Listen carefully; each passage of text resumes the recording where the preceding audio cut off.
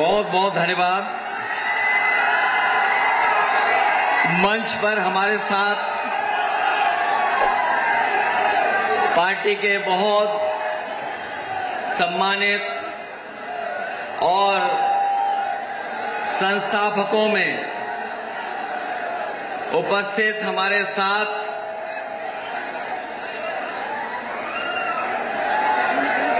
विधानसभा के स्पीकर रहे, मंत्री रहे और आज विधानसभा में नेता प्रतिपक्ष के नेता आदरणीय माता प्रसाद पांडे जी, मंच पर उपस्थित हमारी पार्टी के और आपके सबके सबसे पुराने नेता, जिनके बुलाने पर मैं पहली बार आजमगढ़ आया था, नेताजी के साथी, नेताजी के सुख दर्द में साथ रहने वाले पार्टी के संस्थापक नेता आदरणीय बलराम यादव जी, मंच पर उपस्थित विधानसभा के सबसे ज्यादा जीतने वाले और आजमगढ़ के एक सीट से ही रिकॉर्ड बार जीतने वाले, जिनकी विधानसभा लगभग यहां तक लगती है,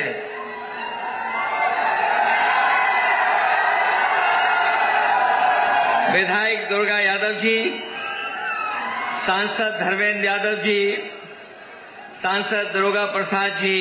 Aim right, achieve big. At KR Mangalam University, we provide you the platform to turn your dreams into reality.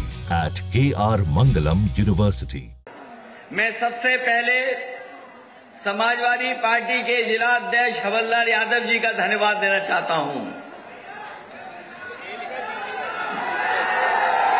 और अपने पूरी पार्टी के नेताओं को कि जब कभी भी सवाल पूछते थे कि आजमगढ़ जो समाजवादियों का घर है, समाजवादी पार्टी का गढ़ है, लेकिन इसमें कोई स्थान नहीं है, कोई घर नहीं है, कोई परमानेंट जगह नहीं है।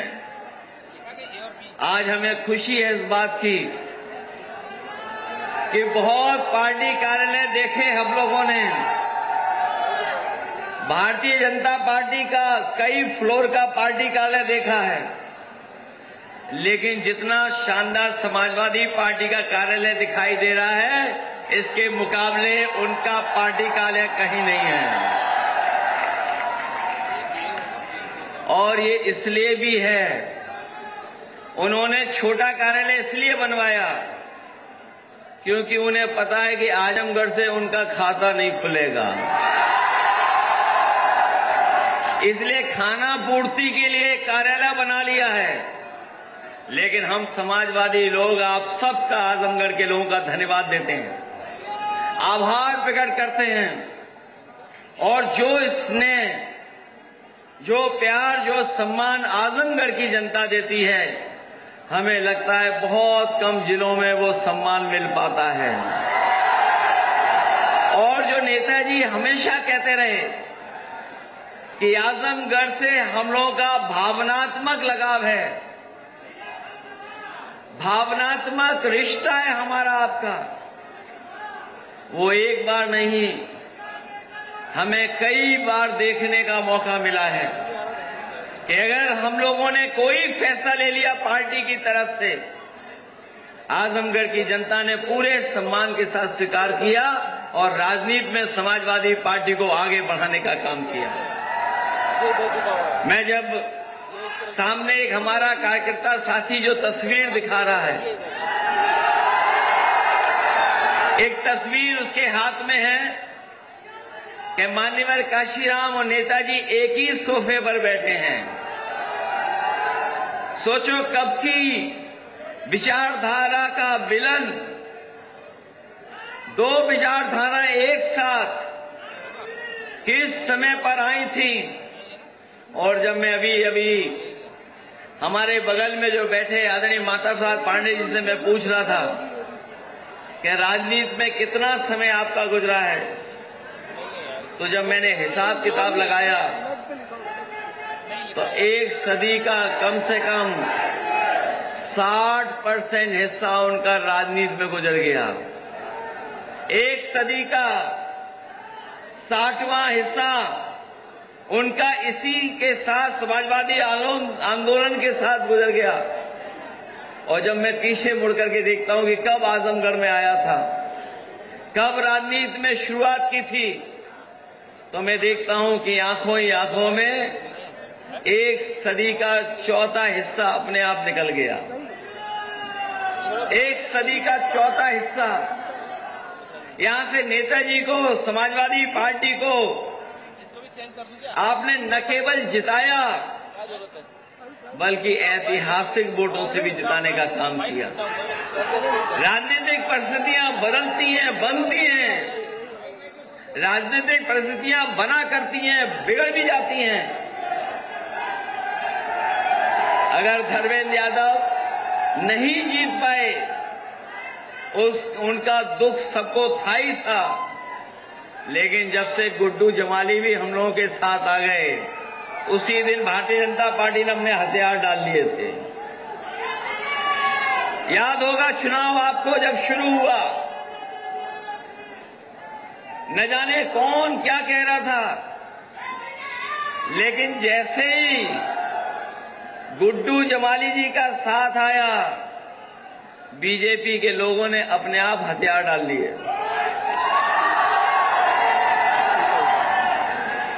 जो लोग कहते हैं कि आजमगढ़ में और आजमगढ़ के लोग किसी दूसरे को नहीं चुन पा रहे हैं, शायद वो जानते नहीं हैं कि आजमगढ़ और समाजवादियों का कितना पुराना गहरा रिश्ता है। न केवल टोपी का, विचारधारा का, बल्कि जो एक्सप्रेस वे बना है, अगर लखनऊ से बाईं तरफ जाओ, जितना समय लगेगा आपको इटावा सैफई पहुंचने में, उतना ही समय लगेगा आपके आजमगढ़ पहुंचने में। अगर आप बाएं जाते हो तो उतनी दूरी पर इटावा मिल जाता है, और दाईं तरफ अगर आप चल देते हो तो आपको आजमगढ़ मिल जाता है। और ये सड़क जोड़ने का काम अगर किसी ने किया तो समाजवादी लोगों ने कर करके दिखाया है। अभी आए थे लखनऊ वाले जो बीजेपी के सदस्य नहीं थे, बीजेपी के सदस्य नहीं थे, जो अभी आए थे कुछ दिन पहले, एक सड़क का उद्घाटन कर करके गए हैं। जो सड़क का उद्घाटन भी हुआ है वो शायद देश की सबसे कीमती सड़क बनी है। इतनी कीमत वाली सड़क कहीं नहीं बनी। जो सड़क बनी भी है, जैसे पूर्वांचल में अगर रफ्तार से चलो तो कूदते हुए आते हो, उसी तरह उस पर कूदते हुए जाओगे। और उन्हें एक्सप्रेस वे का नहीं पता है, वो 4 लेन की सड़क है, और हमारे आजमगढ़ की सड़क 6 लेन की है। 3 इधर है, 3 उधर है। ये सड़क अभी पूरी नहीं बनी है, इसके आसपास का विकास अभी पूरा नहीं हुआ है। इसके किनारे अभी हमारे किसानों के लिए मंडी बननी है, हमारे नौजवानों के लिए कारखाने, उद्योग और ट्रेनिंग इंस्टीट्यूट बने, जिससे कम से कम उन्हें नौकरी और रोजगार मिलना शुरू हो जाए। ये केवल अभी सड़क बनी है, इसके आगे पीछे दाएं बाएं अभी बहुत कुछ बनना है। जैसा उनका दिल है वैसे ही वो चीजें बनाते हैं। अगर सड़क के किनारे जाएं तो शौचालय बताओ कितने बड़े बने हैं। और कभी आगरा लखनऊ एक्सप्रेसवे के पास चले जाएं तो जो किनारे बने हुए हैं, इतने बड़ी बड़ी जगह बनी हुई है कि 2 बस आए, इकट्ठी जाएं, शौचालय होकर के निकल जाएं। लेकिन अगर इनके शौचालय देखें आपने कैसे हैं, अगर एक बस खड़ी हो जाए तो बताओ लंबी लाइन लगानी पड़ती कि नहीं लगानी पड़ती है। और ये बात मैं इसलिए कह रहा हूं कि इनका सबसे प्रिय काम रहा शौचालय बनवाना। और इसके बाद पूरे प्रदेश के गांव खोद दिए इन्होंने, जो टंकियां बनाई हैं वो भ्रष्टाचार का भार नहीं सह पा रही हैं। जैसे ही पानी भरता है उनके अंदर, वैसे ही टंकियां फट जाती हैं। और पिछले 3 महीने से मैं देख रहा हूं, अप्रैल में फट गई लखीमपुर की, फिर मई में एक फटी, जून में भी फट गई, जुलाई में भी चली गई टंकी, और अभी देखना अगस्त सितंबर आगे महीने आएंगे, उसमें भी एक एक टंकी अपने आप गिरती चली जाएगी। ये है इनका विकास। और ये कहते हैं कि हम लोगों के डी कंपनी से जुड़े हुए हैं तार। सच्चाई तो ये है कि डी से बहुत घबराते हैं, दिल्ली से बहुत घबराते हैं लखनऊ वाले। सच्चाई तो ये है कि डी से बहुत घबराते हैं, न केवल दिल्ली से घबराते हैं, बल्कि 2 डिप्टी सीएम भी हैं, डीसीएम, 2 डीसीएम हैं, उनसे भी घबराते हैं। इसलिए उन्हें डी बहुत याद आती है। इधर हमने आपने देखा और सुना कि जब जब बिहार के चुनाव आते हैं, ये कहीं न कहीं आरक्षण के खिलाफ बोलने लगते हैं, संविधान के खिलाफ बोलने लगते हैं, समाजवाद के खिलाफ बोलने लगते हैं, सेक्युलरिज्म के खिलाफ बोलने लगते हैं। और सच्चाई तो ये है कि ये सीधे सीधे जब आरक्षण के खिलाफ नहीं बोल पाते हैं, इन्हें अपने वोट का डर सुनाई देता है, दिखाई देता है, तो सीधा सीधा आरक्षण के खिलाफ नहीं बोल पाते हैं। इसीलिए पीछे से मुड़ करके वो पीछे से कहते हैं कि समाजवाद खत्म होना चाहिए, सेकुलरिज्म खत्म होना चाहिए। जिन लोगों ने इतिहास पढ़ा होगा वो जानते होंगे, जिस समय भारतीय जनता पार्टी की गठन होने की कार्रवाई हुई थी और उनका जब पहला अधिवेशन हुआ था, उस पहले अधिवेशन में ये तय कर रहे थे भारतीय जनता पार्टी के लोग कि किस विचारधारा से उनकी पार्टी चलेगी।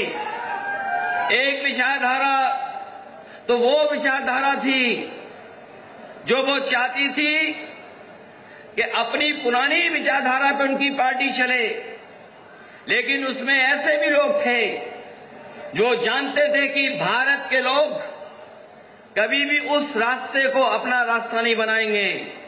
इसीलिए उस अधिवेशन में इन्होंने जो फैसला लिया था वो लिया था कि भारतीय जनता पार्टी का जो रास्ता होगा वो समाजवादी रास्ता होगा, वो सेकुलर रास्ता होगा। लेकिन आज वो भूल गए, क्योंकि उनके पहले अधिवेशन का जो प्रस्ताव था वो प्रस्ताव यही था कि वो समाजवादी रास्ता और सेकुलर रास्ता अपनाने का काम करेंगे। लेकिन आज जिस विचारधारा से उनकी पार्टी बनी है, उन्हीं के लोग इंजन और डब्बों को डरा रहे हैं, क्योंकि इनके इंजन और डब्बे उसी पटरी पे चल रहे हैं, उसी विचारधारा की पटरी पे चल रहे हैं जो विचारधारा समय समय पर इंजन और डिब्बे को हिलाती रहती है। याद रखना, ये इंजन इस बार नहीं टकरा रहे, डब्बे नहीं टकरा रहे हैं।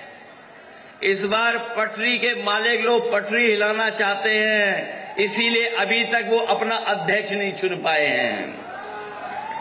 बताओ कहीं अध्यक्ष चुन पाए हैं वो लोग? इसीलिए ध्यान हटाने के लिए कि देश में बहस छिड़ जाए, क्योंकि इधर जाति जनगणना को लेकर के लोग जागरूक हो गए और इतने जागरूक हो गए कि वो जानते हैं कि जाति जनगणना हो जाएगी तो हमें अधिकार मिलना शुरू हो जाएगा। इसीलिए समाजवादी पार्टी ने संकल्प लिया है कि जो सपना बाबा साहब भीमराव अम्बेडकर जी ने देखा, जो सपना डॉक्टर राममनोहर लोहिया ने देखा, जिस रास्ते पर नेताजी और हमारे आपके तमाम समाजवादी नेता चले कि सामाजिक न्याय का रास्ता हो, सामाजिक न्याय से हमें बदलाव होना है। इसलिए आज के दिन जब हम लोग आजमगढ़ में इस स्थान पर इकट्ठे हुए हैं, एक नई शुरुआत कर रहे हैं, तो हम संकल्प लेकर के जाएं कि आने वाले समय में हम लोग समाजवादी लोग मिलकर के सामाजिक न्याय की स्थापना कर करके अपने पीढ़ी के परिवार के लोगों को सम्मान और हक दिलाने का काम करेंगे। ये पीढ़ी सामाजिक न्याय के राज की स्थापना का संकल्प ही हमारे पीढ़ी परिवार से को सम्मान दिलाने का काम करेगा। ये पीढ़ी वही है जो कभी बाबा साहब भीमराव अम्बेडकर जी ने संविधान के तहत हक और सम्मान दिलाया जिनको। ये पीढ़ी वही है जिसको हम और आप लोग बहुजन समाज कह करके बुलाते थे। ये पीढ़ी हमारे पीड़ित, दुखी, अपमानित लोगों को एक साथ लाने का नारा है। न पीढ़ी में हमारे सब समाज के लोग एक साथ खड़े होकर के दिखाई दे रहे हैं। इसलिए हम आज कहना चाहते हैं कि हमारे साथी बहुत सारे सुझाव दे रहे थे कि ये जो स्थान बना है, घर है, पार्टी कार्यालय है, इसका नाम क्या हो। बहुत सारे सुझाव आए हैं, लेकिन मैं सोचता हूं मुझे जो समझ में आ रहा है, शायद हमें इस जगह का नाम और इस कार्यालय का नाम पीडीए भवन कर करके रखना चाहिए। ये पीडीए भवन के नाम से जाना जाएगा, क्योंकि पीडीए एकता ही हमें सत्ता दिलाएगी। पीडीए एकता ही हमारे सामाजिक न्याय के राज की स्थापना का रास्ता खोलेगी। जो लोग आज घबराए हुए हैं, उनकी सोचो भाषा क्या हो गई है, उनका व्यवहार बदल गया, उनकी बोली बदल गई। और मैं इस मौके पर आपसे कहना चाहता हूं, सावधान रहना।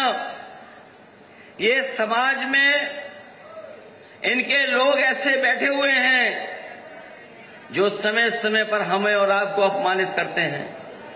अभी हाल ही में जो हुआ वो हम और आप लोग कभी सोच नहीं सकते, कल्पना नहीं कर सकते हैं। जो लोग विकसित भारत का सपना दिखाते हों, जो लोग ये कहते हों कि दुनिया में हम विश्व गुरु बन जाएंगे, जो लोग हमें आपको झूठे आंकड़े दिखा करके ये कहते हैं कि हमारी अर्थव्यवस्था दुनिया में तीसरे नंबर पर पहुंच गई है, तो सोचो उनके लोग हमारे आपके पीढ़ी परिवार के लोगों के साथ कैसा व्यवहार कर रहे हैं। शायद ये व्यवहार आज के समय पर कोई स्वीकार नहीं कर सकता है।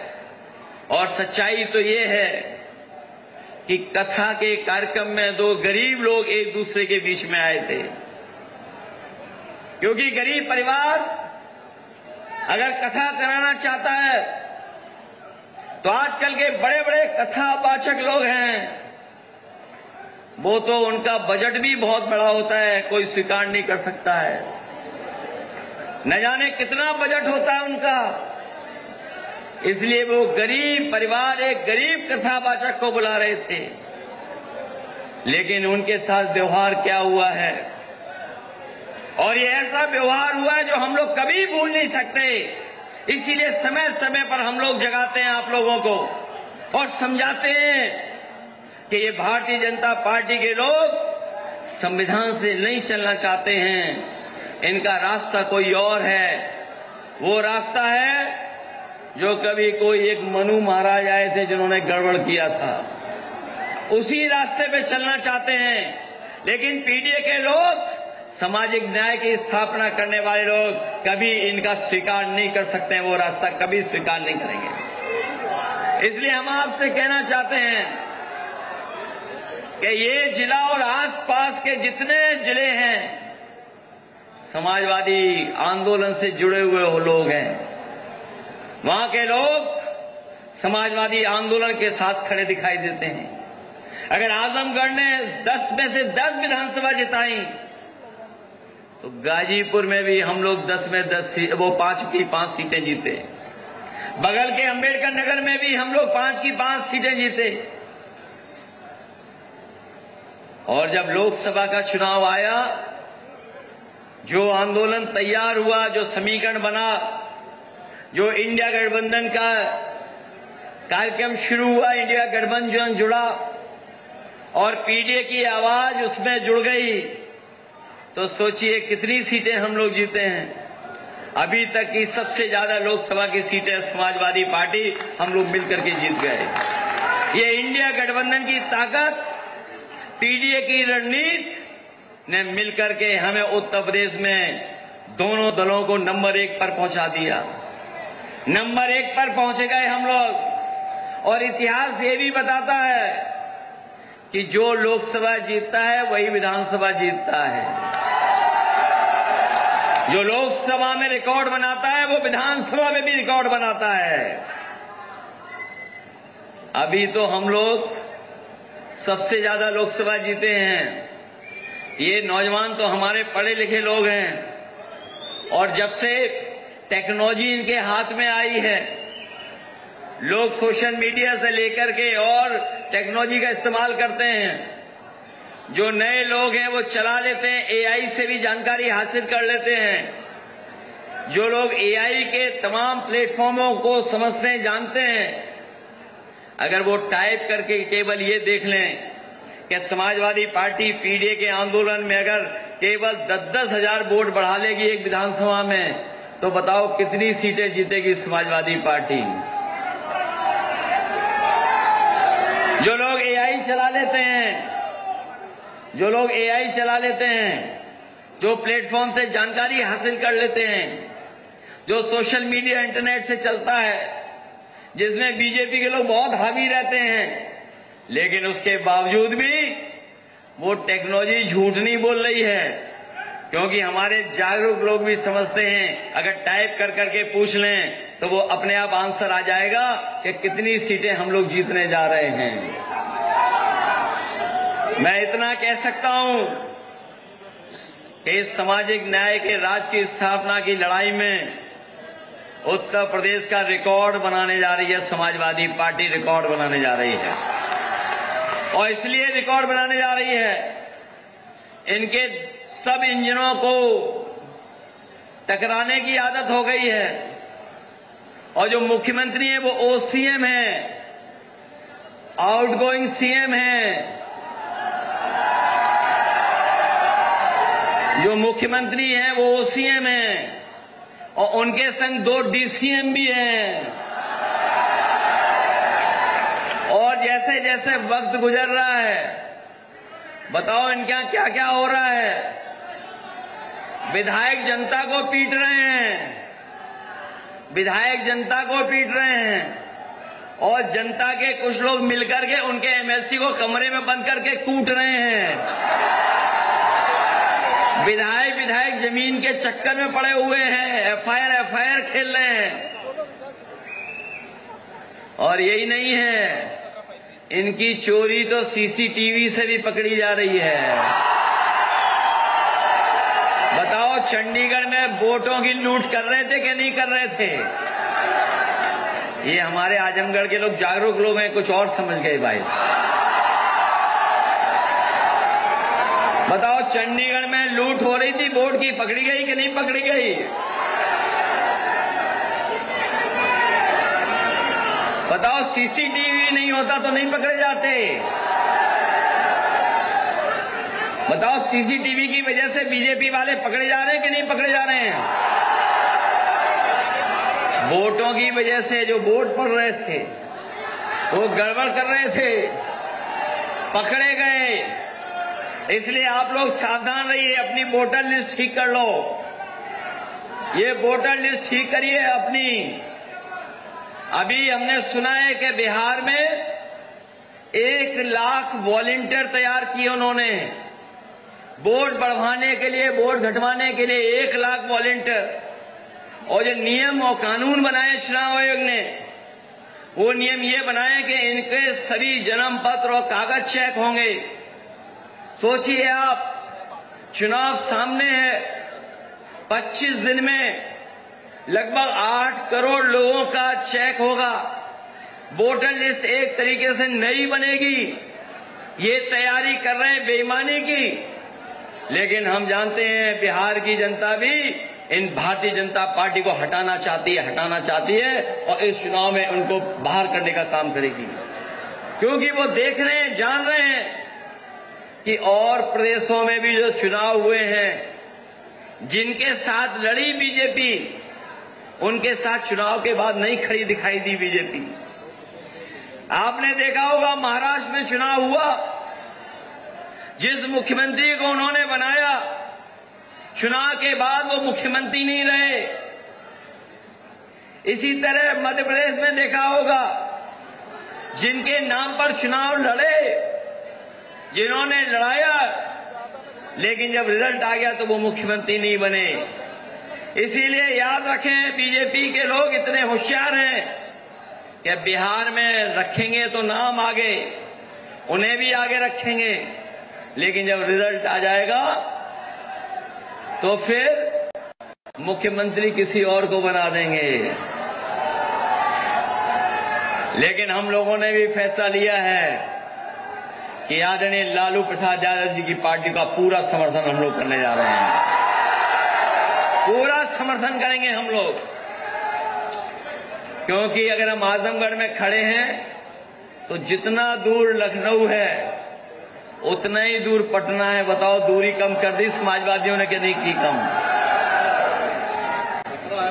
नहीं, छपरा तो बगल में, लेकिन पटना पास है। इसलिए साथियों, विकास का रास्ता खोला हम लोगों ने, ये सड़कें बना करके, मेडिकल कॉलेज बना करके।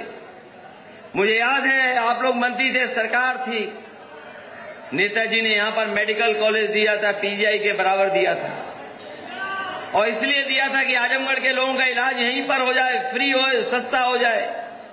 आजमगढ़ की जनता को बाहर न जाना पड़े, बनारस न जाना पड़े, प्राइवेट अस्पतालों में न जाना पड़े, क्योंकि गरीब परिवार के सदस्य अगर बीमार हो जाता है तो उसी समय उस पर आर्थिक संकट आ जाता है। इलाज महंगा है, दवाई महंगी है, जिसके कारण हमारे गरीबों के कई बार खेत बिक जाते हैं, जमीन बिक जाती है, मकान बिक जाता है, उधारी में जीवन कटता है। इसलिए हम आजमगढ़ के लोगों को भरोसा दिला के जा रहे हैं। जिस काम को नेताजी ने किया, मेडिकल कॉलेज पीजीआई के बराबर भी बनाया, हम लोगों को कितना भी बजट देना पड़ेगा तो उस मेडिकल कॉलेज को देश के और उत्तर प्रदेश के सबसे अच्छे मेडिकल कॉलेजों में गिना जाएगा। न केवल इस संस्था को बड़ा बनाएंगे, बल्कि भारतीय जनता पार्टी पीछे से हमारे आपके आरक्षण को छीन रही है, नौकरी को छीन रही है। एक नई व्यवस्था लेकर के आए हैं, आउटसोर्स वाली व्यवस्था। ये आउटसोर्स में आरक्षण नहीं है, इसलिए तमाम लोग जानते होंगे, हमारे साथी जानते होंगे, जिस समय घोषणा पत्र हम लोगों का बना था, उस घोषणा पत्र में हम लोगों ने लिखा था कि आउटसोर्स व्यवस्था खत्म करेंगे। हम आपको भरोसा दिला के जा रहे हैं कि समाजवादी सरकार आने वाले समय में बनने जा रही है, उस समय पर ये आउटसोर्स व्यवस्था को हमेशा हमेशा के लिए खत्म करने का काम करेंगे, क्योंकि आउटसोर्स व्यवस्था हमें पक्की नौकरी नहीं देता, हमारे भविष्य को नहीं बनाता है। इसमें कई बार लोग एक्सप्लॉइट करते हैं हमारे काम करने वाले लोगों को। इसलिए आउटसोर्स की व्यवस्था को खत्म करके हम लोग पूरी सरकारी नौकरी का फेज बाय इंतजाम करेंगे, जिससे कि हमारे गरीब लोगों को, पीड़ित परिवारों को आरक्षण ही मिले और पक्की नौकरी मिलने का भी काम हो। न केवल आउटसोर्स, बल्कि हमारे साथ बैठे हैं राजीव राय जी, जो सांसद, जो पूरे हमारी पार्टी की तरफ से जो फॉरेन डेलीगेशन गया था, पहलगांव के बाद जो पहलगांव में घटना हुई उसके बाद जो डेलीगेशन गया था दुनिया में, हमारे राजीव राजी समाजवादी पार्टी की तरफ से सदस्य बनकर के गए थे। कई देशों में होकर के आए हैं वो। वहां के जो सबसे मुख्य लीडर्स होते हैं, जो प्रोटोकॉल के हिसाब से जो बराबर के लोग उनसे बातचीत करके आए, भारत का पक्ष रख करके आए हैं। लेकिन एक बात हम लोग महसूस करते हैं कि हमारी सीमाएं तभी सुरक्षित होंगी जब अग्निवीर व्यवस्था खत्म हो जाएगी और पक्की नौकरी मिलेगी। क्योंकि सीमा पर सुरक्षा होना, अभी हाल ही में हम लोगों ने देखा लड़ाई करने का तरीका बदल गया। यहां पर जितने बैठे लोग हैं, खड़े लोग हैं, वो जानते होंगे कि लड़ाई जो हो रही है वो अलग तरह से हो रही हैं।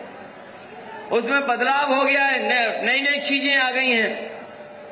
हमारे बीजेपी के लोग तो ड्रोन दीदी बना रहे हैं, ड्रोन दीदी बनेंगी। लेकिन दुनिया में जो ताकतवर देश हैं, उन्होंने अपनी फौज को ड्रोन के माध्यम से मजबूत बनाने का काम किया है। ये हमें आपको ड्रोन दीदी बना रहे हैं, खेतों को नपा रहे हैं। हम आपको भरोसा दिलाते हैं, समाजवादी लोग आएंगे तो अपनी फौज को मजबूत बनाने के लिए ट्रेनिंग के साथ साथ टेक्नोलॉजी, और टेक्नोलॉजी के साथ साथ अग्नि व्यवस्था हमेशा के लिए खत्म होगी, जिससे हमारे नौजवानों को पक्की नौकरी मिले। न केवल ये, बल्कि ये जो सड़क बनी है, अभी हमारे किसानों को लाभ नहीं पहुंच पा रहा है।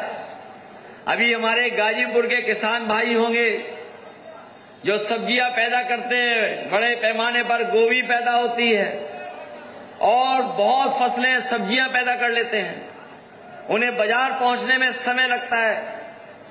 आजमगढ़ के भी किसानों को मंडी की सुविधा वो नहीं मिल पाई जो मिलनी चाहिए।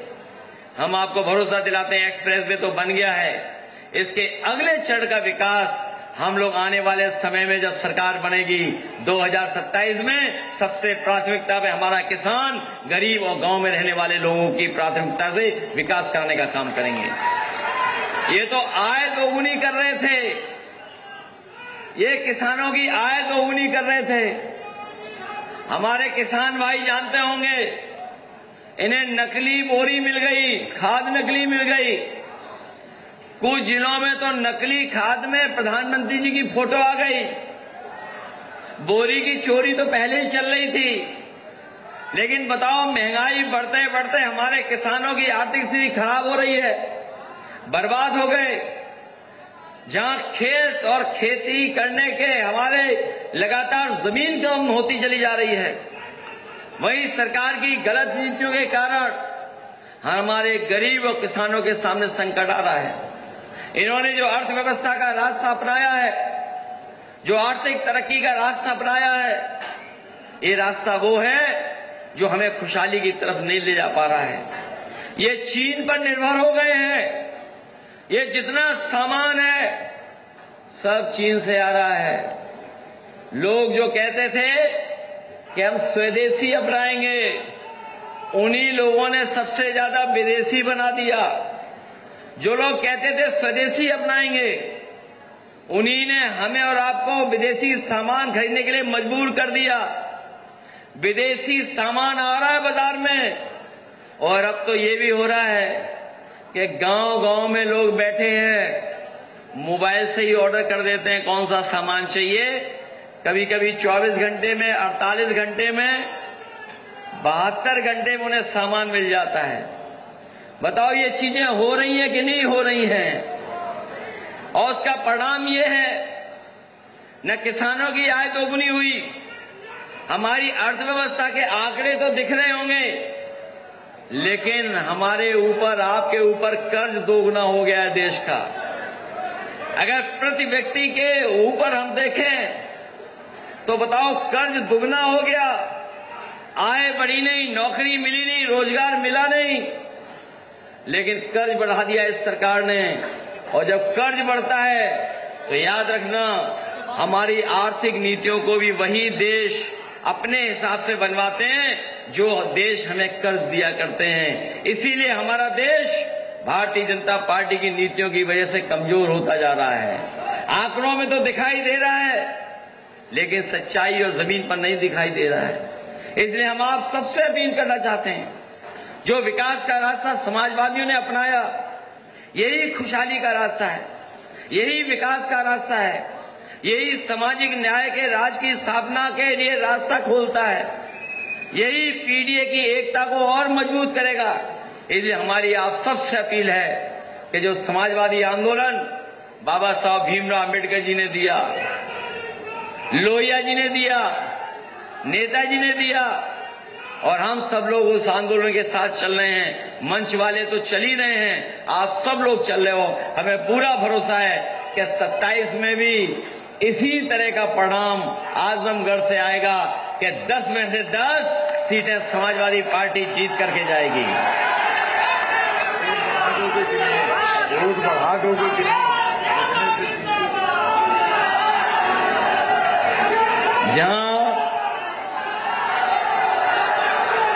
इसलिए जहां जिम्मेदारी हम सबकी है मंच वालों की, वहीं जिम्मेदारी आपकी भी बनती है, क्योंकि अभी तो विकास थोड़ा बहुत हुआ है, उतना विकास नहीं हुआ जितना होना चाहिए था। इन्होंने केवल 10 साल बर्बाद नहीं किए हैं, इन्होंने हमारे प्रदेश को पीछे कर दिया है, ज्यादा पीछे कर दिया है। आंकड़ों से भी बता रहे हैं, आंकड़े छिपा के बता रहे हैं।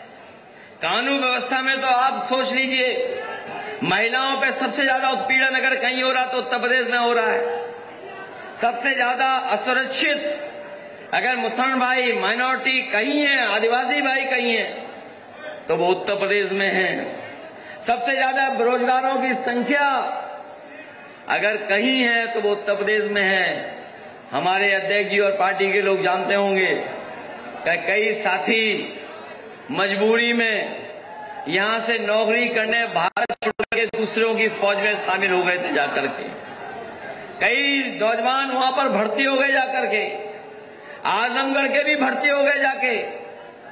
हमारी सरकार जो उत्तर प्रदेश में है वो इस बात को गर्व महसूस कर रही है कि हम विदेश में नौकरी दिलवा रहे हैं, विदेश में नौकरी दिलवा रहे हैं, लेकिन जो सुरक्षा और जो इस तरह का इंतजाम करना चाहिए हमारे तमाम नौजवानों का, वो सरकार यहां पर नहीं कर पा रही है।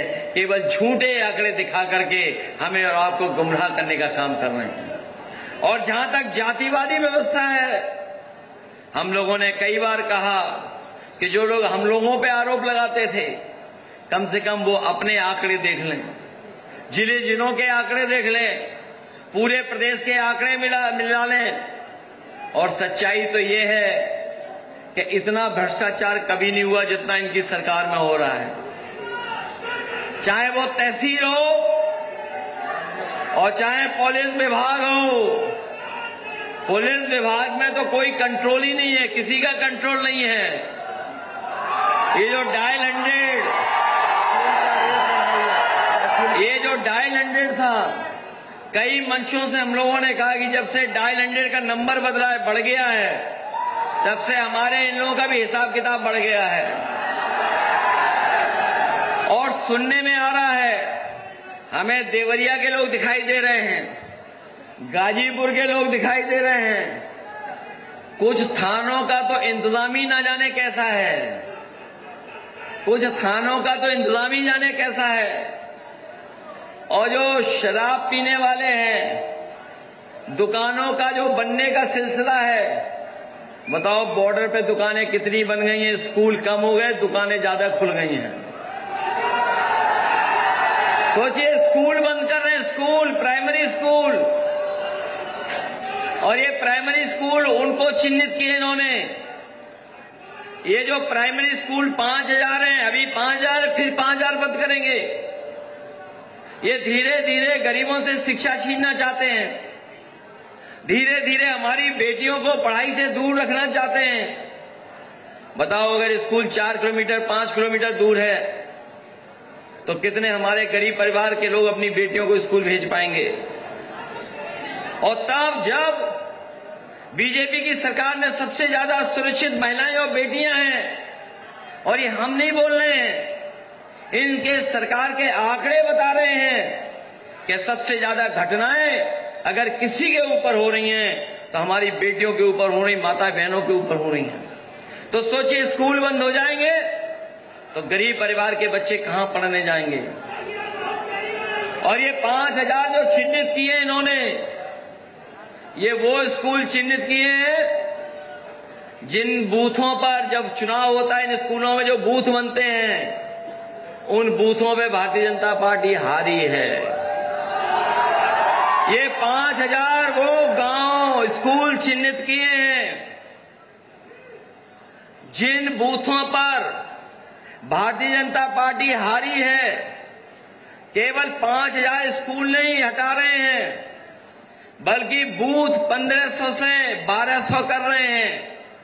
जो 300 वोट हटेंगे तो सोचो, ये अपनी मनमर्जी से लगा देंगे, किसी को इस बूथ पर, किसी को उस बूथ पर। ये सोची समझी रणनीति है और साजिश है। और इसलिए साजिश है क्योंकि अभी अभी पीडीए के वोट से भारतीय जनता पार्टी हारी है, अभी अभी हारी है। और जो पीडीए के लोग उधर जुड़े भी हैं, वो पीडीए से घबरा करके रास्ता खोज रहे हैं कि कैसे बीजेपी को छोड़ के जाएं। कई दल हैं जो चुनाव से पहले तैयारी करेंगे कि ये बीजेपी को छोड़ो, पीडीए के संग लगो। हम उस पे भी सावधान हैं। हम उन्हीं को लेंगे जिनकी जरूरत होगी, जिनकी जरूरत नहीं होगी उन्हें हम लोग नहीं लेंगे। क्योंकि हमारा इंडिया गठबंधन मजबूत दिखाई दे रहा है। पीडीए की रणनीति हम लोगों की कामयाब दिखाई दे रही है। इसलिए एक बार फिर हम आपको बधाई देते हैं कि जहां पर आजमगढ़ में कई बार लोग कई तरह के सवाल करते थे, अब आजमगढ़ में हम लोगों का पीडीए भवन बनकर के तैयार हो जाएगा। अभी तो हम लोगों ने टेम्परेरी बनाया था, जल्दी में बनाया था, लेकिन आज 5 ईंटें रख दी हैं और 5 ईंट रखने के बाद हम लोगों का हॉल का भी काम हो जाएगा। हमें लगता है कि हॉल बड़ा ही बनाना पड़ेगा क्योंकि ये जिला बड़ा है, 2 लोकसभा और 10 एमपी हैं। न केवल आपने धर्मेंद्र यादव जी को जिताया था, बल्कि दरोगा सरोज जी को भी आपने जिता दिया, लालजी वर्मा जी को जिता दिया, बगल में राजीव राय जी को जिता दिया। जौनपुर में आपने बाबू सिंह कुशवाहा जी को जिता दिया। और सोचिए, जो राम बुहाल जी बैठे हैं, ये पीडीए की हवा ऐसी चली, देवरिया से सुल्तानपुर लड़ने चले गए। सुल्तानपुर के लोगों ने कुछ नहीं देखा, बस अपनी पार्टी का नेता देखा, साइकिल चुनाव चिन्ह देखा और पीडीए के आंदोलन में शामिल हो गए। वो ऐतिहासिक चुनाव था 24 का। और जो दिखाई दे रहा है मुझे, जो घबराहट दिखाई दे रही है मुझे बीजेपी की तरफ, जो बीजेपी की तरफ घबराहट दिखाई दे रही है, ये लग रहा है कि इस बार 27 में रिकॉर्ड बनने जा रहा है, रिकॉर्ड। ये पूर्वांचल का इलाका तो रिकॉर्ड बनाएगा ही बनाएगा। इस बार देख लेना, गाजियाबाद से लेकर के गाजीपुर तक और सहारनपुर से लेकर के सोनभद्र तक केवल पीडीए, इंडिया गठबंधन और समाजवादी पार्टी ही दिखाई देगी। इसलिए विकास का रास्ता चुनिए, खुशहाली का रास्ता चुनिए। और हम आपको भरोसा दिलाते हैं, बहुत से काम तो हमने बताए नहीं हैं। ये सरकार तो महंगाई बढ़ाने वाली है, कोई बिजली नहीं बनाई इन्होंने। और हमारे मुख्यमंत्री जी बिजली के कारखाने का नाम नहीं ले पाते हैं। और जिनको बनाया, ये साजिश कर रहे हैं बिजली को बेचने की, बिजली बेचने जा रहे हैं। अभी बताओ कितनी महंगी बिजली खरीदनी पड़ रही है आपको, बहुत महंगी खरीदनी पड़ रही बिजली आपको। और इस महंगी बिजली की वजह से कारखाने, उद्योग भी नहीं चल पा रहे हैं, संस्थाएं नहीं चल पा रही हैं। और घर मकान में कोई बचा नहीं जिसको नोटिस ना आ जाता हो, झूठे मुकदमे न लग गए हों। वहीं याद कीजिए, समाजवादियों ने कहा था कि सरकार बनेगी तो 300 यूनिट हम लोग फ्री देने का काम करेंगे।